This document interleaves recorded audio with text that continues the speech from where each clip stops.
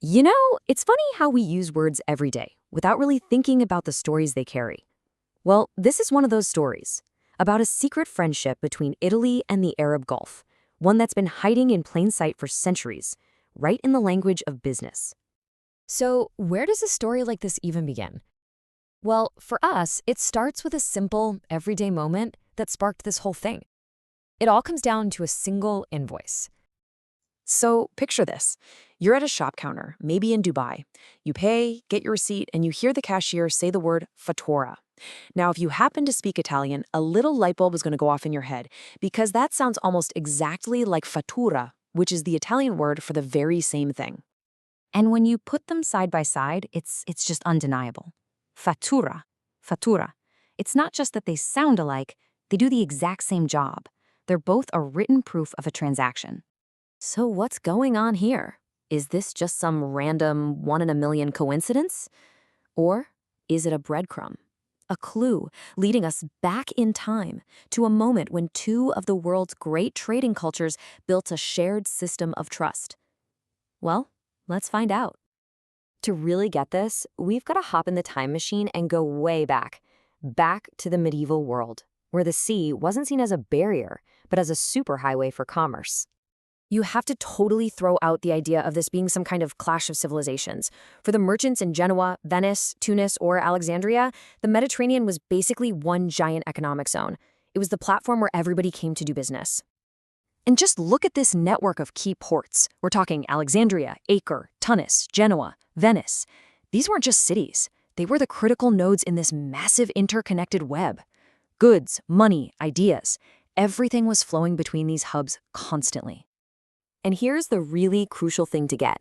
When a merchant from Venice was haggling over spices with a trader in Egypt, they weren't just swapping goods for gold. No, they were exchanging something much more valuable for doing business long-term, a common language to get the deal done right. And all this back and forth created something, well, something pretty incredible. A shared business toolkit, a set of words for the most critical, highest-stakes parts of any trade. Okay. Put yourself in their shoes for a second. Your ship, loaded with super valuable cargo, just pulled into a foreign port. What's the very first thing you got to do? You have to declare everything, pay your taxes. It's a moment where things could easily go wrong. And what do you know? They came up with a solution. The Arabic word for a government office or bureau was Diwan. That word sails right across the Mediterranean, lands in Italy, and becomes dogana, the customs office. A shared word for a critical shared function. All right, so you've cleared customs. Awesome. Next problem? Where do you stash all your stuff before you can sell it? You need a place that's secure, that's supervised, another huge point of risk. And you guessed it, they had a shared word for that too. The Arabic Makhazan, which means a storehouse, became the Italian magazzino. The word itself was like a guarantee that you were getting a specific kind of secure storage, a concept understood on both sides of the sea. And when you pull it all together, you see this amazing toolkit emerge. It's not just one or two words. You've got customs, dogana, and Diwan. You've got the warehouse, magazzino, and Makhazan. And it goes on, Tarifa and Tarifa for tariffs, zeka and sika for the mint where coins were made, and even the game-changing idea of zero, Sifra from sift. Each one of these pairs was like another brick in the foundation of trust. So this is way more than just a cool list of borrowed words, right? This is it's evidence of a shared business philosophy, a set of common values, literally written in the ink of their account books. But that leads to a really important question. Why these specific words?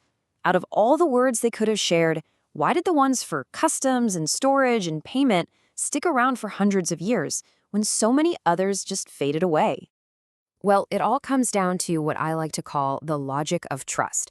Look, business back then was super high stakes. One misunderstanding could ruin you. So to manage that risk, you needed absolute crystal clarity. That's what shared words gave them. And when you cut down on costly mistakes, you build trust.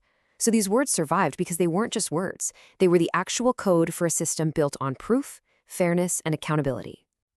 Okay, so you might be thinking, wow, cool history lesson. But here's the kicker. This isn't just history. These ancient connections are live and kicking, and they are shaping billions of dollars in trade today, right now, in the modern Gulf. For a medieval merchant, his Fatura was everything. It was his promise, his proof on paper that the deal was good and the taxes were paid. It was his bond. Now, check this out. Fast forward hundreds of years to today. Saudi Arabia is rolling out a massive nationwide e-invoicing system. And what do they call it? Fatura. It's the exact same word doing the exact same job, making sure there's trust and accountability, but now it's just moving at the speed of light. And that old friendship, that shared way of doing business, is the foundation for a huge modern relationship. We're talking joint ventures in green energy and finance, Italian engineering firms literally building the new Gulf skyline, and chambers of commerce working hand in hand. So, what's the big takeaway here? That shared vocabulary from way back when isn't some dusty relic in a museum. It is a living, breathing business grammar, an operating system for trust that is still powering billions in trade today, making it all smoother, faster, and more reliable. And that just leaves you wondering, right? If one little word for an invoice can unpack a story this huge, what other incredible secrets about our connected world are just hiding in plain sight, in the words we use every single day?